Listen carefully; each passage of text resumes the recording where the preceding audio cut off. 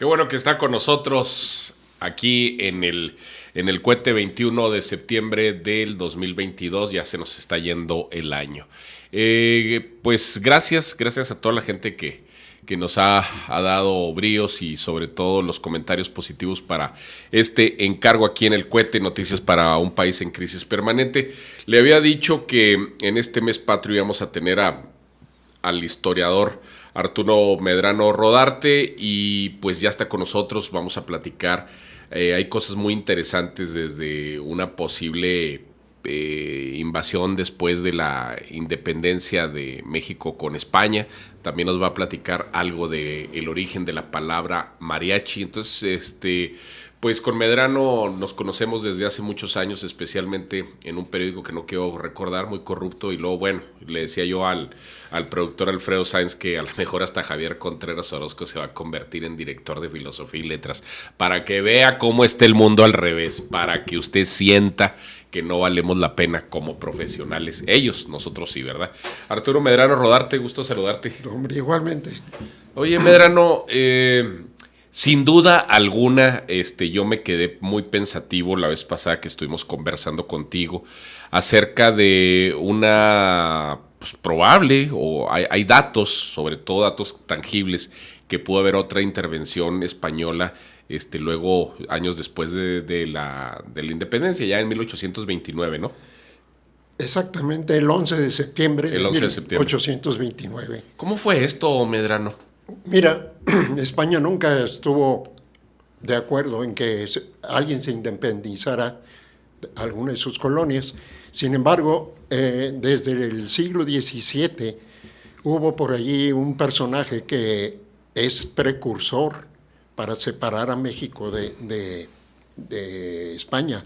Este hombre tiene una estatua en el Monumento a la Independencia de México.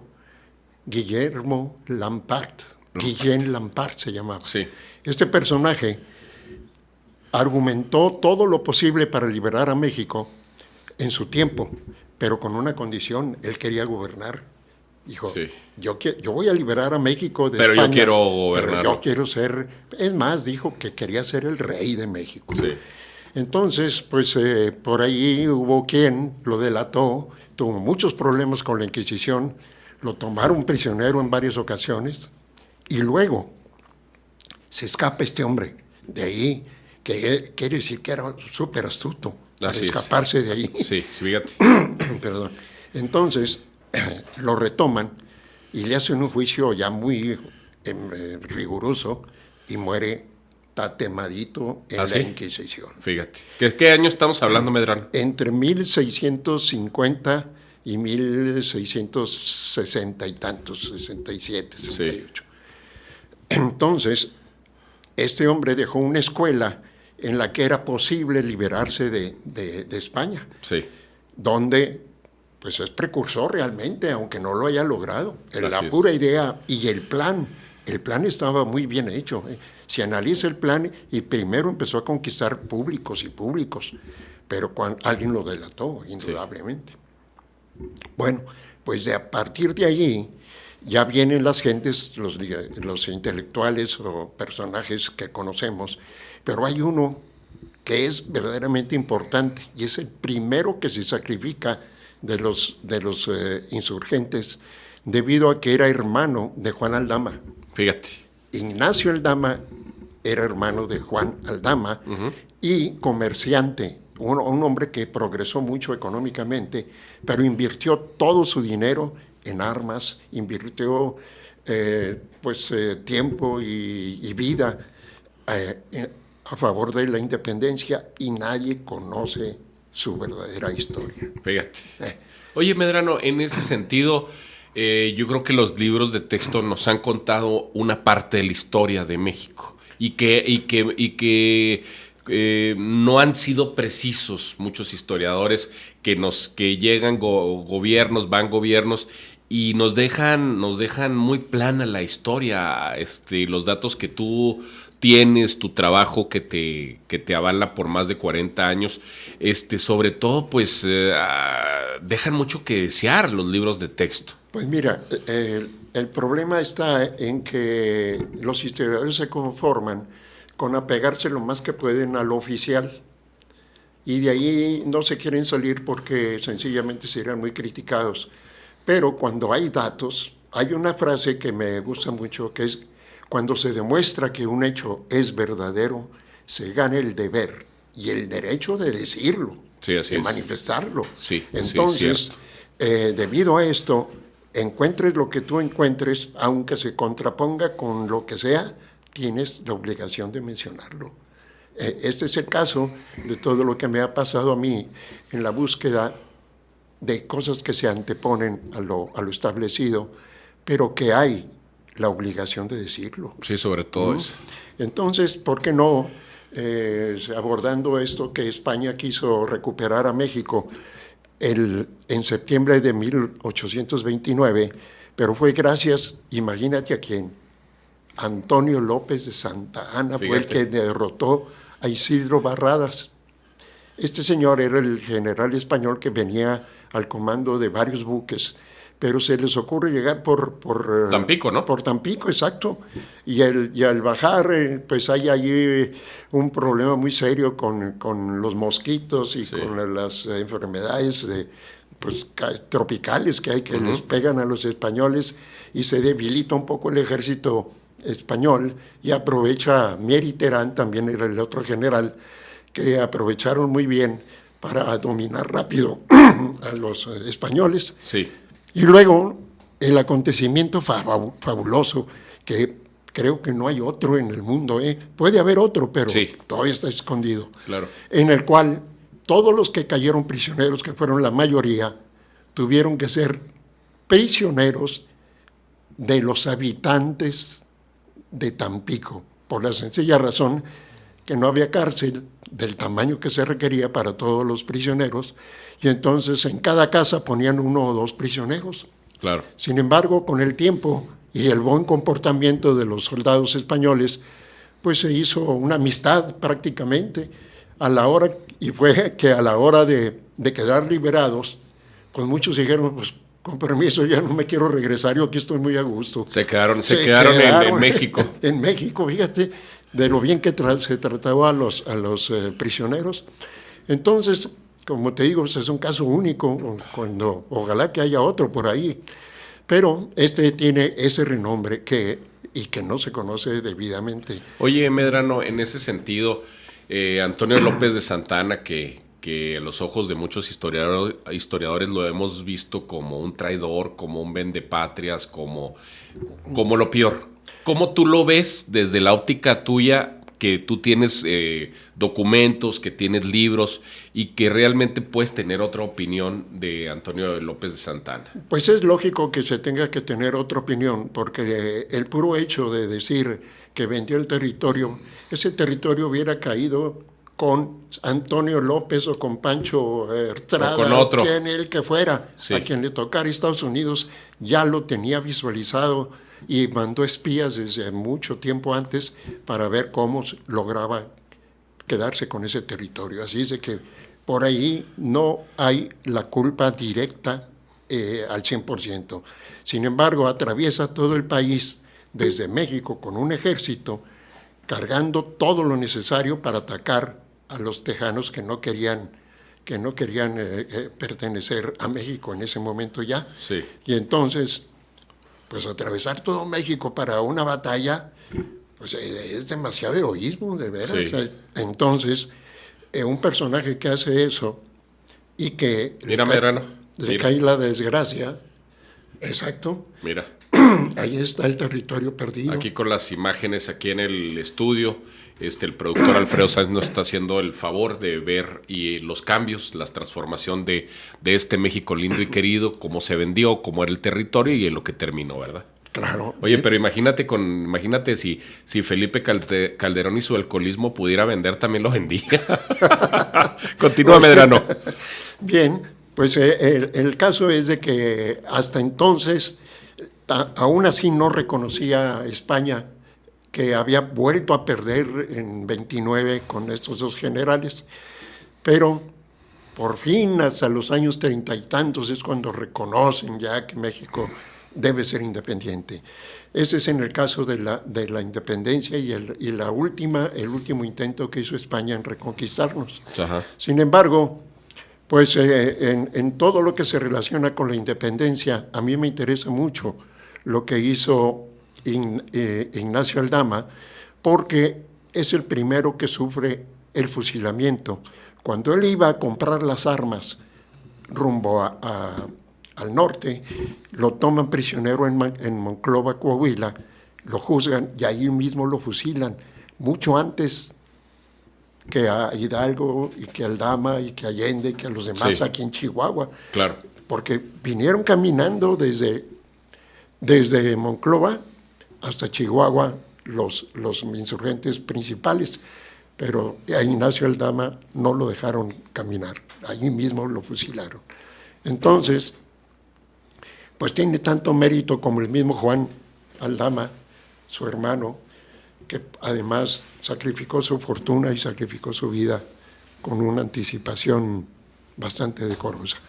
Esto nos lleva a saber que tenemos en nuestra historia de México y de Chihuahua, como lo podemos ver en un rato más, que podemos colaborar para que nuestro Estado surja al mismo nivel que tiene de territorio, a ese mismo nivel cultural, con los departamentos que nuestro Estado tiene, tanto dentro de la cultura como de lo social y lo histórico, porque ya lo hemos publicado. Tú te has encargado en muchas ocasiones de decirlo. Sí, claro. Y verás que no hacen caso. No hacen caso. ¿Por qué? Porque no les interesa. Sí. O qué está pasando ahí, ¿verdad? No están las gentes adecuadas en el puesto adecuado. Oye, Medrano, por ejemplo, en el caso de la Secretaría de Cultura en Chihuahua, ¿sí te están apoyando para dar conferencias? ¿Está interesada esta señora, la esposa de Francisco Navarro? ¿Cuál ha sido tu experiencia ahí en la Secretaría de Cultura? Creo que me conocen porque ya platiqué en una ocasión, recién nombrada la nueva directora de Cultura en el Estado. Pero pues hasta allí llegaron las cosas, toman datos y ahí te hablamos. Sí, a lo mejor para el 2099, ¿verdad? Entonces, pues como lo que uno necesita es precisión en el tiempo. Mira, si este dato hubiera llegado a tiempo a la Ciudad de México, ya se sabría lo de Ignacio Aldama. Entonces, pues ¿qué vamos a hacer si no hay precisión en las fechas, si no hay, pues digamos, una actividad constante, activa, para poder aprovechar los nuevos datos? Hay exactamente en la historia un hecho muy contundente para poder certificar los hechos. Se llama el argumento del silencio. Uh-huh. Cuando no se ha dicho, aunque haya muchos testigos del caso, y no se haya dicho, pero por alguna circunstancia alguien lo menciona muchos años posteriores, entonces ese dato esté escrito, esté oralmente dictado, o permanezca por allí una carta donde se mencione, ese puro hecho le da una contundencia histórica que puede destruir cualquier otra falacia que se haya dicho en relación a un hecho histórico. Eso es precisamente lo que me ha favorecido a mí cuando yo encuentro un dato que, aunque haya muchos en contra, o épocas, o hasta 100, 200, 300 años o más, ese pequeño hecho que vuelve a la luz opaca cualquier otro que se haya mencionado por el tiempo que sea. Oye, Medrano, nos decías la palabra mariachi, que es de origen pues de la sierra, ¿no? Sí, mira, el puro hecho de que en la lengua rarámuri tenemos como desinencias el hachi, que tiene un significado muy interesante, quiere decir lugar de, lugar para, allá, acullá, de allí, todas esas significaciones tiene esa desinencia. Hachi, por eso nuestra Sierra Tarahumara está llena de ese significado, porque va a colaborar, como lo hacen en el Polo Norte, los esquimales, cuando tienen más de 20 palabras para especificar lo que es la nieve. Ellos conocen cada proporción o sensibilidad de lo que es la nieve. Más de 20 palabras para significar lo que es la nieve. Por eso las antiguas civilizaciones, cuando tienen muchos años en un entorno, pues son capaces de pormenorizar en una forma absoluta su territorio. Por eso el rarámuri, con el hachi de cada una de las palabras, tiene, como en el caso de los esquimales, descripciones de lo que es una meseta, un arroyo, claro, un terraplén, una montaña con cierta inclinación, nada más con el puro hachi. Sí. Lugar de y lugar para. Lugar de, lugar para. Palabra. Así es. Entonces, si decimos que mariachi es, mari es la significación del número 5, viré o cuá, viquia es el 3, nao es el 4 y marí es el 5. Entonces, mariachi es lugar para 5. Lugar para 5. Y esos 5 son las mejores 5 danzas tradicionales de todo el pueblo milenario de los rarámuris, porque tienen aproximadamente entre 8 y 10,000 años en el territorio. Fíjate, pero Medrano, se nos olvida estos orígenes de esta palabra, y cuando pensamos en el mariachi, que hay algunas enciclopedias que pensábamos que venía el origen de Francia, y no es así. No, en absoluto. Yo lo pude manifestar en varios programas en la Ciudad de México. Sí. Y desde luego que, pues indudablemente que los únicos que no están muy de acuerdo cuando no se les quita nada son los de Jalisco, porque una cosa es el origen, otra cosa es la cuna. Sí. Cunas puede haber muchas para una sola persona, o un solo niño, un solo asunto.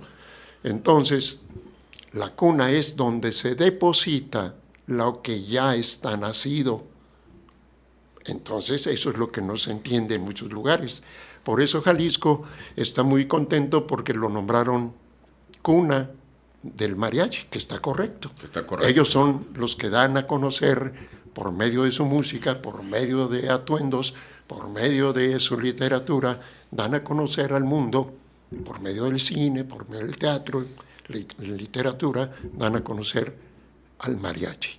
Entonces, pero el origen de la palabra es auténticamente un arcaísmo chihuahuense y sobrepasa, como te digo, fácil los 8,000 años de antigüedad. Fácil, ¿verdad?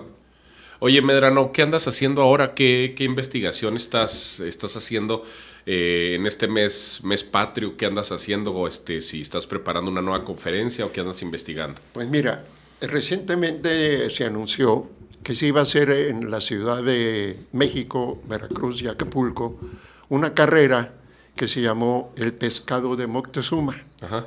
Esto lo promueve el turismo nacional. Ajá. El señor Miguel Torruco vino Sí. y lo manifestó aquí en la ciudad de Chihuahua. Y yo lo que quería mencionar es que en el paso histórico de los grupos yotonahuas y yotoaztecas, en su paso de norte a sur, supieron de la fama y la calidad de correr de los aztecas. Así es. Pues se llevaron algunos bien contrataditos y fueron los que hacían la carrera de México a Veracruz, Sí. y de Veracruz y de Acapulco, Claro. a México. Fíjate. Con el pescado que llevaban a la mesa de Moctezuma, imagínate, hace Sí. 500 y pico de años de eso.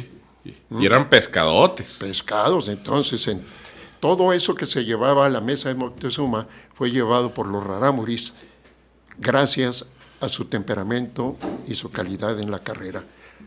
La carrera no como la hacemos ahora por una pista determinada, sino a campo traviesa, que es lo más difícil. Que es lo más y difícil. duro. Y también las distancias, Medrano. Sí, claro. Unas distancias muy grandes, ¿no? Exacto. Oye, Medrano, ¿Consideras que en México hay buenos historiadores? ¿Qué ha pasado en la materia de la historia? Porque vemos de repente muchas ambigüedades en la historia de México. Mira, es muy sencillo. Al mejor cazador se le va la liebre. Sí. Al mejor. Sí, cierto. Bueno, yo tuve la oportunidad de platicar mucho en mis estudios aquí en Chihuahua con el inminente maestro del que acabas de leer un diccionario, Sí. Francisco Arre Almada, y curiosamente no incluye en todo el estudio de su diccionario y de la historia de Chihuahua un estudio sobre Paquime, no Paquimé, Paquime. Paquime, porque es la forma en que más se asemeja a la lengua yuto-azteca y a la lengua, a la misma rarámuri. Si pronuncias la E con acento, se escapa un poco, pero Paquime suena mejor a Yome, a Siome y Paquime. Sí, sí, claro. Entonces, por ahí, en la forma lingüística, tenemos que extrañar que el maestro Francisco Arre Almada no incluye en su diccionario algo sobre Paquime. Claro. Y indudablemente que es un punto de súper turístico aquí en Chihuahua, ¿no? Y no te explicas por qué. Sí, quizás, como dices tú, hubo una omisión. Sí, es que el estudio sobre Paquime verdaderamente fue muy difícil y sigue siéndolo, porque aún no sabemos el verdadero trazo lingüístico de ese lugar. Fíjate. Y yo creo que eso es como una agenda pendiente también para la historia local, claro, ¿no? eso va a quedar pendiente, yo creo, por muchos años todavía, porque está muy difícil lograr el conocer por medio de esa sola palabra todo el significado de esa civilización que verdaderamente es admirable. Oye, Medrano, la presente administración de la gobernadora, ¿estás viendo tú que sí les interesa preservar la historia o a lo mejor están viendo la historia como un patito feo? Pues si siguen el ejemplo del señor presidente, tendrán que entrarle porque hay muchos datos. Mira, Chihuahua ya requiere explotar todo lo que significa.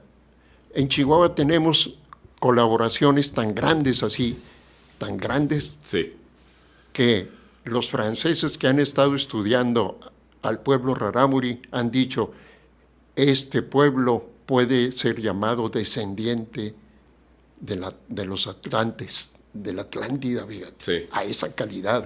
Llegan, ¿por qué? Porque según Platón y según los libros de Timeo y Critias, este personaje describe varios hechos que solamente se han encontrado en las danzas de los rarámuris. Fíjate. Eso está muy raro. Sí, está muy difícil. Porque realmente no se sabe el origen claramente, ¿verdad?, de los rarámuris. No. Lo único que se sabe es que seguramente se desprenden del grupo que viene del norte y ellos prefieren quedarse aquí, la mayoría, y unos cuantos llegan hasta, bueno, se le siguen. Mira, hay palabras en todo Sudamérica con las mismas terminaciones que en Chihuahua. Ah, sí. Y no solamente aquí, puedes brincar a cualquier continente y las sigues encontrando. O sea que si Francia reclamaba la palabra mariachi por mariage, ajá, pues entonces Japón también, porque los principales volcanes de Japón terminan en H. Pues sí. y la India tiene H's por todos lados, y el mejor puerto aéreo de Pakistán tiene el nombre bueno, termina en H. Sí, sí. Y tenemos que, por todo el mundo, que las terminaciones de las palabras en H, pues tienen alguna conexión. Y luego, en la República Mexicana, pues donde hasta Yucatán dice que quiere participar con una sola palabra que tienen, que es mariachi, como si fueran ellos los propietarios de la palabra mariachi también. Fíjate. Pero está Michoacán, Colima, Jalisco, Nayarit, reclamando parte de lo que es la cuna del mariachi. Sí les toca. ¿Por qué? Porque todos ponen música a favor y toda la República Mexicana puede decir lo mismo. En Jalisco, hace poco que el gobierno de Jalisco hizo una proclama, pero para apropiarse en forma total el nombre de mariachi. Y cuando me mandan a mí decir esto, me dicen ya Chihuahua se va a tener que hacer un lado porque el origen de la palabra ya está oficializado por el gobierno de Jalisco como propio. Fíjate. Y entonces yo le contesté y le dije, nada más que esa proclama la puede hacer cualquier estado de la República por su participación. Oye, Medrano, ya tu trayectoria sin duda muy, muy representativa es de que trabajaste con Raúl Velasco, trabajaste en México Magia y Encuentro, también otros programas. ¿Cuál es tu balance en cuanto a la historia de México? ¿Se está trabajando bien? ¿Hay que invertir más en la historia en Chihuahua? ¿Qué hay que hacer para preservar este legado, Medrano? La obligación de cualquier gobierno es proteger su historia. La UNESCO lanzó se puede decir, a todo el mundo, mandó documentos para que los gobiernos protegieran, fíjate, archivos escritos, archivos documentales, fotográficos, musicales. Todos esos archivos tienen que estar protegidos por el gobierno cuando tienen la historia del propio país que se requiera, ¿no? Pero como obligación. Sí. Entonces, si nuestros gobiernos en Chihuahua nada más lo anotan, como lo hizo el gobierno anterior, sí, una fonoteca, la fonoteca de Chihuahua, sí señor, ahí se marcó un edificio. Así es. Desde que se corrigió o se levantó el cine colonial para que funcionara, una oficina me entregaron a mí por medio de un plano que decía que mi archivo de historia iba a estar en el primer piso, subiendo la escalera. Ah, sí, ya sé. Nada más que alguien también quiso esa oficina y a mí me hicieron a un lado, ¿no? Así con la facilidad de aquel tiempo. Sí. Bueno, de todos los tiempos. Sí. Pero lo que sí puedo yo asegurar es que Chihuahua tiene material para hacer sonar el nombre de Chihuahua en todo el mundo en los próximos años. Fíjate. Mira, un ejemplo. En la mitología de los griegos está todos los individuos rápidos, Mercurio, Prometeo. Casi todos los que están premiados con un gorro con alas, con un casco con alas, o un caduceo con alas, o sandalias con alas. Sí. Todo el mundo está así en la mitología griega. Bueno, contagiado por los etruscos y contagiado por los latinos, y todo el mundo está con alas, todo el mundo quiere alas. Sí. Y en la realidad, eso significa, como se lo dijo Homero en la Ilíada a Aquiles. De hoy en adelante, fíjate lo que le dice. Sí. Aquiles te llamarás, Aquiles el de los pies ligeros. Fíjate. Pero esto es mitología pura. Sí. Bueno, pero Chihuahua tiene los verdaderos pies ligeros del mundo. Sí. En realidad. Eso es cierto. Bueno. Y también a ladrones, sí. También a ladrones. Mira que... pero ahorita no menciones eso porque me echas a perder Mira, el asunto está en que el puro hecho de que Chihuahua puede manifestar esto a nivel internacional. Sí, es muy importante. ¿A dónde se va Chihuahua, hombre? Sí. Si somos grandes en nuestro territorio, pues también somos grandes en lo que tenemos aquí. Entonces, ¿por qué no ponen atención en esos detalles, caray? Que están a la vista? Oye, Medrano, ¿dónde te pueden encontrar para consultarte temas históricos? Tu teléfono, ¿dónde te pueden encontrar para si vas a dar una clase, si vas a dar una conferencia? ¿Dónde te pueden encontrar? Porque estamos ya casi a punto de irnos. Pues mira, yo prefiero que te llamen a ti. Sí, yo ya te hablo a ti, ¿verdad? Claro. Sí. Pues sobre todo, amigos que nos están viendo, la experiencia de Medrano en la historia es muy vasta, tiene un archivo sonoro impresionante que seguramente muchas de las generaciones algún día lo van a entender. ¿Por qué? Porque ha sido una constante búsqueda de la palabra, del sonido, de la evolución, el desarrollo de la música en este país y en muchos otros. Así que sin duda alguna, pues yo le pido de la forma más útil que la secretaria de Cultura atienda el llamado de Medrano. Es una persona muy capaz, muy competente.